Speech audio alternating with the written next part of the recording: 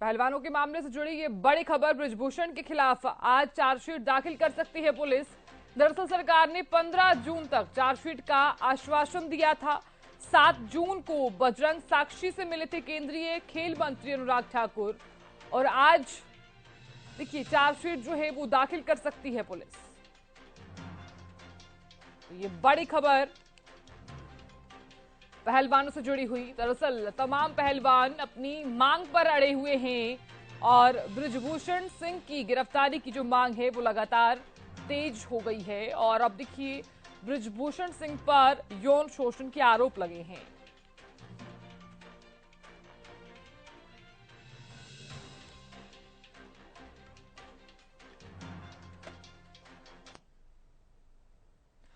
मेरे सहयोगी दिल्ली से अरुण कौशल जुड़ गए हैं ज्यादा जानकारी के साथ। अरुण, आपका रुख करना चाहूंगी, बृजभूषण के खिलाफ आज चार्जशीट दाखिल कर सकती है पुलिस, क्या कुछ खास रह सकता है? पूरी जानकारी। जी बिल्कुल साधना, आज से जो कुश्ती संघ के पूर्व अध्यक्ष थे बृजभूषण सिंह, उनकी जो मुश्किलें वो बढ़ सकती हैं, क्योंकि उन पर जो पहलवानों ने जो आरोप लगाए थे वो सच है या झूठ, ये आज पता लग सकता है। क्योंकि दिल्ली पुलिस की तरफ से आज जो है कोर्ट में जो फाइनल जो चार्जशीट है वो सबमिट करने वक्त में वो सारी चीजें दस्तावेज में होंगी कि किस तरीके से जो पहलवानों ने आरोप लगाया उन पर कितनी सच्चाई है, या अगर आरोप साबित होता है तो हो सकता है इनको सजा का ऐलान भी हो सकता है। अरुण, बात करें, आपने जिस तरह से जानकारी दी है कि आज पुलिस द्वारा चार्जशीट दाखिल हो सकती है, तो उसके बाद तमाम पहलवानों की आगे की रणनीति क्या हो सकती है? कोई ऐसी जानकारी सामने आई हो? देखिए फिलहाल तो जो पहलवानों का जो फाइनल था कि आज 15 तारीख को अगर फाइनल रिपोर्ट सबमिट होती है, उसमें अगर वो उनके खिलाफ जो है जो आरोप लगाए गए हैं वो साबित होते हैं तो कोर्ट ही उनको वो सजा देगा बृजभूषण सिंह को। इसके अलावा पहलवान जब अनुराग ठाकुर से मिले थे, उन्होंने जो अनुराग ठाकुर है उन्होंने 15 तारीख तक का ही टाइम दिया था कि पहले देख लेते हैं कि ये क्या निकल के आता है कोर्ट में, जो पुलिस की रिपोर्ट है, जांच रिपोर्ट है, उसमें क्या सामने आता है, तो सरकार आपके साथ है। मगर पहलवानों ने कहा था कि अगर 15 तारीख तक कोई भी फैसला सरकार द्वारा या कुछ द्वारा नहीं आता तो 16 तारीख को हम फिर से जो है धरना प्रदर्शन जारी कर देंगे। अगर जंतर मंतर नहीं होगा तो दिल्ली के कोई और इलाका जैसे रामलीला मैदान काफी बड़ा, बहुत सारी जो प्रदर्शन है वहां भी होते हैं, रैलियां वहां पे होती हैं, तो वो भी जगह चुन सकते हैं या कोई और अन्य जगह चुन सकते हैं। अगर आज कोई फैसला नहीं आता तो पहलवानों का जो आगे का रास्ता है वो प्रोटेस्ट ही है। बिल्कुल अरुण। अरुण, बात करें तो इस मामले में अब तक क्या क्या हुआ है, एक बार दोबारा से दर्शकों को जानकारी दे दीजिए।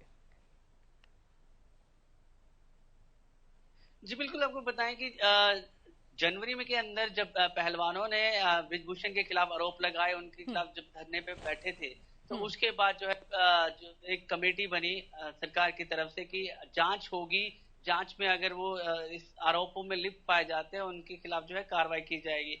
मगर कोई नतीजा नहीं निकलने के बाद पहलवान फिर से जो है धरने पर बैठे, तो काफी मामला गंभीर हुआ, क्योंकि उस वक्त जो है पहलवानों की तरफ से है सबको न्योता भी दिया गया कि आप हमारे जो है प्रोटेस्ट में शामिल हो सकते हैं, जैसे राजनीतिक पार्टियां, संस्थाएं होगी, खाप पंचायत होगी, किसान मोर्चा का, सबको उन्होंने आमंत्रित किया। तो उसके बाद इस जो पूरा का पूरा आंदोलन है इसने एक रफ्तार पकड़ी, और एक इसे मैं कहूंगा कि राजनीतिक जो है नजर से भी देखा गया, क्योंकि काफी पॉलिटिकल जो पार्टियां हैं उन्होंने अपना समर्थन दिया और कई जो बड़े बयान है बीजेपी के खिलाफ और जो है बृजभूषण के खिलाफ दिए और कार्रवाई की मांग की गई। इसके अलावा मैं आपको बता दूं फिर जब इन चीजों के बीच जब दौर चल रहा था, पहलवानों का जब प्रोटेस्ट चल रहा था, तो उन्होंने नई संसद का घेराव करने की बात आई थी, महिला जो महापंचायत है उसकी बात आई। तो जब वो चीज नहीं कर पाए, क्योंकि देश की नई संसद का जब उद्घाटन था तब पुलिस का जो बंदोबस्त है वो बहुत ज्यादा था और उनको वहां तक पहुंचने नहीं दिया गया और उनको वहां से हटा दिया गया। यहाँ तक कि जंतर मंतर से उनके जो तंबू वगैरह जो लगाए गए थे जहां पर वो प्रोटेस्ट करे थे, उस सब चीज को भी हटा दिया और आगे की जो परमिशन उनको नहीं दी गई।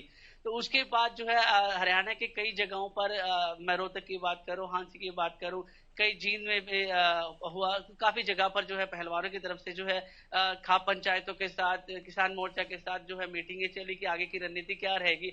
उस बीच सरकार की तरफ से जो है पहलवानों को एक मैसेज आया। एक तरह से अनुराग ठाकुर जी ने ट्वीट करके ये जानकारी दी कि सरकार आपसे मिलना चाहती है, इस पूरे मुद्दे का जो हल है वो निकालना चाहती है, आप हमसे संपर्क करें। तो उसी दिन जो है पहलवान जो है साक्षी मलिक और बजरंग पुनिया अनुराग ठाकुर के घर पहुंचते हैं। वहां पर काफी देर यानी 11 बजे ये मीटिंग शुरू होती है, तो शाम को 6-7 बजे तक का दौरान समय रहा होगा, तो तब ये समाप्त होती है। इस बीच जो है काफी बातें दोनों के बीच हुई, काफी शर्तें रखी गई पहलवानों की तरफ से कि जो उनके जो आरोप लगे हैं उनको खत्म किया जाए, जो पहलवानों के केस बनाए गए हैं फर्जी उनको खत्म किया जाए। तो काफी चीजें थी वो जो आपस में इनमें जो बातचीत का दौर चला, उसमें ये भी कहा गया कि सरकार की तरफ से कहा गया कि 15 तारीख को जो फाइनल चार्जशीट जो है दाखिल होनी है, दाखिल होती है तो क्या उसमें निकल के आता है उसके बाद जो है हम आपके साथ हैं, उसी में पता चल जाएगा कि कितने आरोप जो लगे हैं वो सही हैं या गलत हैं। जो आगे कार्रवाई है फिर सरकार आपके साथ है वो मिलकर करेगी, और बिल्कुल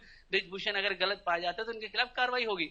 तो पहलवानों की तरफ से ये कहा गया कि अगर 15 तारीख को ये सब चीज नहीं होती है तो 16 तारीख को हमारा जो प्रोटेस्ट है वो फिर से जारी हो जाएगा। 15 तारीख शाम को यानी कि आज शाम तक जो अगर कोई नतीजा नहीं आता तो शायद आज रात को ही जो है पहलवान या शाम को मतलब 7-8 बजे के बाद जो है पहलवान ने कोई रणनीति बनाए, कोई बैठक उनकी तरफ से सामने आए कि हाँ इस वक्त जो है पहलवान बैठक कर सकते हैं। इसके अलावा ब्रिजभूषण की बात करें तो ब्रिजभूषण के जो घर है लखनऊ में और गोंडा में, वहां पर जो है दिल्ली पुलिस पहुंची। उन्होंने उनके जो एम्प्लॉयज थे जो साथ काम करने वाले थे उनसे पूछताछ की कि कितने क्या आपके रिलेशन है, कैसे ये काम करते हैं, क्या क्या जो चीजें थी। उसके अलावा जहां जहां पहलवानों ने आरोप लगाए थे कि हमारे साथ यहाँ पर छेड़छाड़ हुई है या देश के बाहर भी जहाँ कजाकिस्तान या कहीं भी जो खेल के दौरान पहलवान पहुंचे हैं वहां पे, तो वहां पे जो उन्होंने कई चीजें बताई है कि यहाँ पे हमारे साथ ये हो या हो, तो वहां पर भी पुलिस की तरफ से जो है रिपोर्ट मांगी गई है। वहां के जो सीसीटीवी जो रिपोर्ट है वहां मांगी गई। तो काफी कुछ जो इस दौरान बात होगी कि आज जो चार्जशीट दाखिल